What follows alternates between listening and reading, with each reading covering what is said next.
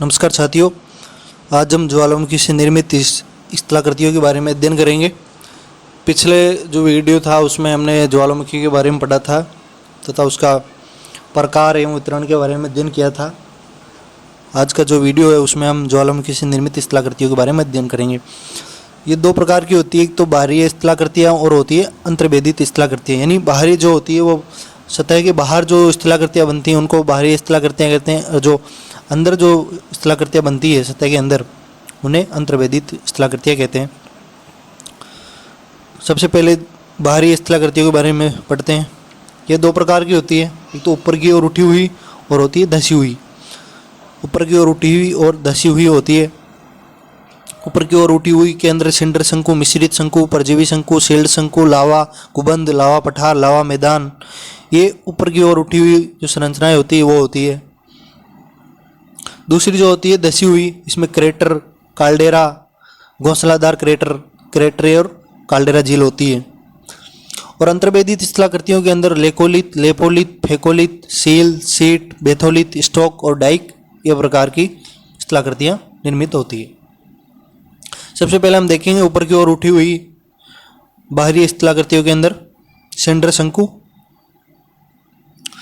Cinder शंकु क्या होता है? इसका निर्माण केवल ठोस पदार्थ के जमाव से होता है और इसकी ढाल जो होती है अवतल होती है। इसका आकार प्रारंभ में अत्यंत छोटा होता है। इसके निर्माण की प्रक्रिया में ज्वालामुखी का उद्गार अत्यंत विस्फोटक प्रकार से होता है, यानी अधिक विस्फोट होता है उस प्रकार से होता है। उदाहरण के लिए मैक्सिको में पराकुटीन है। सिंडर शंकु इस प्रकार का होता है, इसे नली होती है, ऐसा बनता है। इस प्रकार का जो शंकु होता है सिंडर शंकु होता है। दूसरा जो स्थलाकृति है निर्मित ऊपर की ओर उठी उसमें होती है मिश्रित शंकु। इनका निर्माण लावा तथा राख के परत दर परत जमने के कारण होता है। यानी जो लावा और राख होती है वो परत दर परत जमते जाते हैं, उनके कारण इसका निर्माण होता है। परतदार जमाव के कारण इन्हें परतदार शंकु भी कहा जाता है। इसका आकार बड़ा तथा पर्वतनुमा होता है। उदाहरण के लिए इक्वाडोर में माउंट सेंगे और कोटोपेक्सी इसका उदाहरण है। इसका जो निर्माण होता है आकृति होती है वो इस प्रकार की होती है।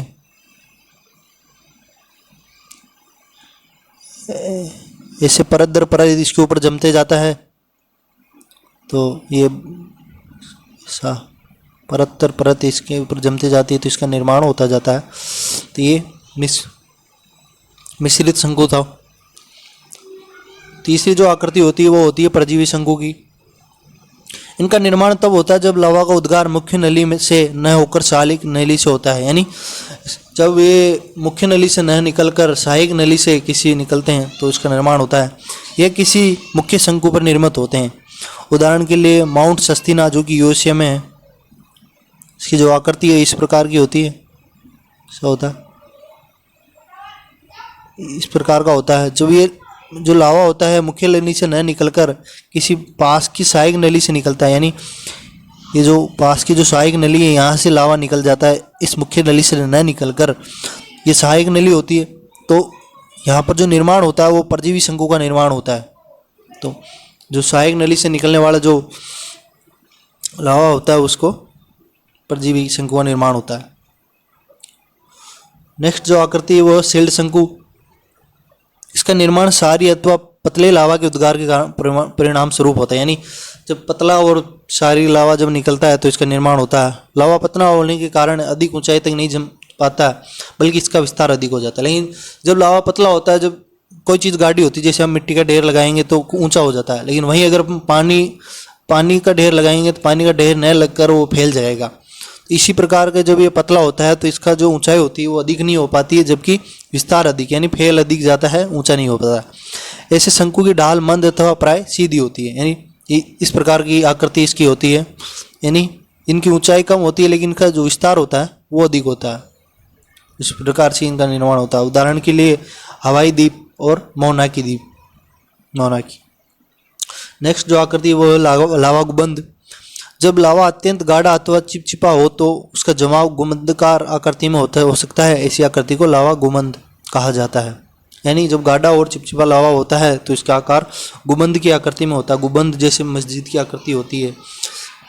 इनकी ढाल उत्तल अथवा खड़ी होती है। उदाहरण के लिए माउंट मेरापी इंडोनेशिया में है। इस प्रकार की आकृति इनकी बनती है। गुंबदी प्रकार की जो आकृति है वो इस प्रकार से बनती है। नेक्स्ट आकृति जो है स्थलाकृति, वो है लावा पठार।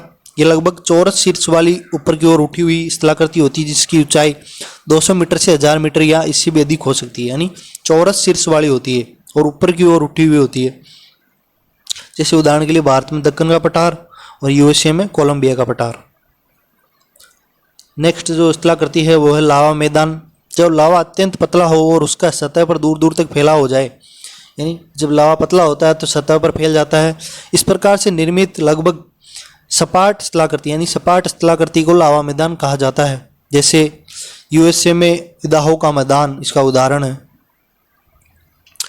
अब अगली जो स्थलाकृति है यह है धसी हुई। अभी जो पढ़ी हमने वो थी ऊपर की ओर उठी हुई, सारी स्थलाकृतियाँ ऊपर की ओर उठी हुई थी, लेकिन अब जो पढ़ेंगे वो है धसी हुई जो होती स्थलाकृतियाँ। इसमें पहली है क्रेटर। ये ज्वालामुखी की प्रक्रिया से संबंधित एक धसी हुई अथवा गर्तनो स्थलाकृति होती है, जिसका निर्माण तब भी हो सकता है जब ज्वालामुखी के कारण विस्फोट के प्रभाव से में सतह का कोई भाग धस जाए। यानी ज्वालामुखी के प्रभाव में जब विस्फोट होता है, जब सतह का कोई भाग धस जाता है तो उसके कारण क्रेटर का निर्माण होता है। जब क्रेटर का आकार अधिक हो जाता है तब इसे काल्डेरा कहा जाता है। या वहीं जब कोई चीज़ धस जाती है और उसका आकार जब अधिक हो जाता है तो इसी को फिर काल्डेरा कह दिया जाता है। और किसी क्रेटर अथवा काल्डेरा में जल भरने से क्रेटर या काल्डेरा झील का निर्माण होता है। जब ज्वालामुखी विस्फोट होता है, किसी भाग धस जाता है तो क्रेटर का निर्माण होता है, और यही जब बड़ा हो जाता है तो काल्डेरा का निर्माण होता है। और जब इसके अंदर पानी भर जाता है तो काल्डेरा झील अथवा क्रेटर का निर्माण होता है। जब किसी पहले से निर्मित क्रेटर में किसी अन्य क्रेटर का निर्माण हो जाए तो घोंसलादार क्रेटर का निर्माण होता है। यानी जब धसी हुई कोई क्रेटर का निर्माण होता है ऐसा, और इसके अंदर ही कोई क्रेटर का निर्माण हो जाए इस प्रकार, और धसी हुई सतह का निर्माण हो जाए तो उसको कहते हैं घोंसलादार क्रेटर। किसी क्रेटर से लावा भर जाने से निर्मित संरचना लावा झील कही जाती है। यानी क्रेटर में जब लावा भर जाता है तो उससे निर्मित जो संरचना होती है उसको लावा झील के नाम से जाना जाता है। अभी जो हमने पढ़ी वो थी सारी बाहरी स्थलाकृतियाँ। अब पढ़ेंगे अंतर्वेदित स्थलाकृतियाँ। जो पहली है इसमें लेकोलिथ है।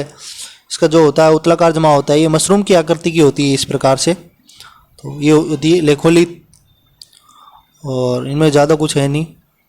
दूसरी जो आकृति होती है लेपोलिथ, इनका अवतल जमा होता है, यानी ये इस प्रकार से इसकी संरचना निर्माण होती है। कि संरचना को ध्यान में रखना है, ये दिमाग में रखना है इनका चित्र। तीसरी जो होती है फेकोलिथ होती है, वो इस प्रकार की होती है, अपनति और अभिनति प्रकार की होती है। चौथी जो होती है सील प्रकार की, लावा का क्षैतिज जमाव इस आकृति में हो जाता है। इसको जब ये ऐसी आकृति बनती है तो इसको सील बोलते हैं। और नेक्स्ट जो है सीट। जब सील छोटे आकार का हो, यानी जब यही आकृति छोटे आकार में होती है तो इसको सीट कहा जाता है। नेक्स्ट जो है डाइक। जब लावा का जमाव ऊर्ध्वाधर रूप में, यानी इस प्रकार की आकृति में जब लावा का जमा होता है ऊर्ध्वाधर रूप में तो डाइक आकृति का निर्माण होता है, डाइक कहते हैं। और नेक्स्ट जो है बेथोलिथ है। बेथोलिथ की आकृति इस प्रकार गुंबद के रूप में निर्माण होता है। इस प्रकार की आकृति बनती है जब मैग्मा वृत्त गुंबद के रूप में पृथ्वी के आंतरिक भाग में जमा हो जाता है। लेकिन जब पृथ्वी के आंतरिक भाग में इस प्रकार की आकृति में लावा जमा हो जाता है, इस प्रकार की आकृति में, तब इसका निर्माण होता है। गुंबद की आकृति है तो इसको बेथोलिथ कहा जाता है। इसे पाताली चट्टान भी कहा जाता है। नेक्स्ट जो स्टोक है वो बेथोलिथ का छोटा आकार स्टोक कहलाता है। लेकिन जैसे अभी देखा बेथोलिथ इस प्रकार बनता है, और इसी का जो छोटा आकार होता है पृथ्वी के अंदर जो बनता है इसको कहते हैं स्टोक।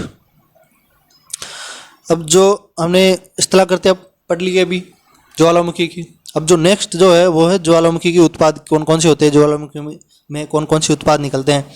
पहला जो होता है मुख्य तौर पर वो होता है लावा। लावा होता है अम्लीय रूप में, गाढ़ा होता है, फिर इसका प्रवाह मंद होता है। यानी जब गाढ़ा लावा जो होता है उसका प्रवाह धीरे होता है, और इसके जो वॉइस जो आती है वो आ वाली आती है। दूसरा पतला होता है जो प्रवाह तीव्र होता है, और इसे पोई होए से निकलता। दूसरा जो है उत्पाद वो है गैस है। सर्वाधिक जो गैस जो निकलती है ज्वालामुखी उद्गार के समय वो जलवाष्प है, लगभग 60 से 90% के बीच में आती है। और भी कई प्रकार की गैसें निकलती है, CO2, H2, Cl, sulphur etcetera. तीसरी जो उत्पाद निकलता है वो राख है। राख में जब जब जल मिल जाए तो इसके प्रकार प्रवाह को लहार कहा जाता है। यानी जब राख में जल मिल जाता है तो इसके प्रवाह को लहार के नाम से जाना जाता है। तीसरे जो ठोस पदार्थ निकलते हैं ज्वालामुखी बम, लेपिली, स्कोरिया, ब्रेसिया, प्यूमिस आकार के, उनका आकार छोटा होता है, नुकीले ठोस पदार्थ होते हैं ब्रेसिया, ये भी ज्वालामुखी उद्गार के समय निकलते हैं अंदर से। प्यूमिस के बारे में जानते हैं। प्यूमिस क्या होता है? लावा के प्रवाह के समय जब इसका जमाव होने लगता है और इसमें उपस्थित गैसें बाहर निकलती है तो इस प्रकार से निर्मित संरचनाओं में छिद्रदार चट्टानें बनने लगती है जिन्हें प्यूमिस कहा जाता है। यानी लावा के प्रवाह के समय जब लावा निकलता है और इसका जब जमाव होता है, जो इसके अंदर से जो गैसें निकलती है और फिर इस प्रकार से जो चट्टानें हैं वो छिद्रदार चट्टानें बनने लगती है, फिर उन्हें प्यूमिस कहा जाता है। आगे देखते हैं टॉपिक गैसर और धुआंरा के बारे में पढ़ते हैं। गैसर को गीजर के नाम से भी जाना जाता है। गीजर क्या होता है? जब ज्वालामुखी से प्रभावित क्षेत्रों में रुक रुक कर गैसों और जलवाष्प का उद्गार होता रहता है तो इसे गीजर कहते हैं। यानी ज्वालामुखी जो प्रभावित क्षेत्र होते हैं उसके अंदर निरंतर रुक रुक कर गैसों और जलवाष्प बाहर निकलते रहते हैं, उनका उद्गार होता रहता है, तो उसे गीजर वाला क्षेत्र कहा जाता है। यानी जो उस क्षेत्र में है निरंतर रुक रुक कर जलवाष्प और गैसें निकलती रहती है। नेक्स्ट टॉपिक है धुआंरा। जब धुआं और जलवाष्प इत्यादि का लगातार उद्गार होता रहता है इसे धुआंरा कहते हैं। यानी जब क्षेत्र में जो ज्वालामुखी विस्फोटक क्षेत्र जो होते हैं उसमें धुआं और जलवाष्प का लगातार जब उद्गार होता रहता है तो उसको धुआंरा के नाम से जाना जाता है। सल्फर की मात्रा अधिक होने के कारण इसे सोलफ तारा भी कहते हैं। यानी इसके अंदर सल्फर की मात्रा अधिक पाई जाती है जिसके कारण इसको सोलफ तारा भी कहा जाता है। तो आज की क्लास ख़त्म होती है यहीं। धन्यवाद साथियों। अगर आपको हमारा वीडियो अच्छा लगे तो चैनल को सब्सक्राइब और वीडियो को शेयर ज़रूर करें। धन्यवाद।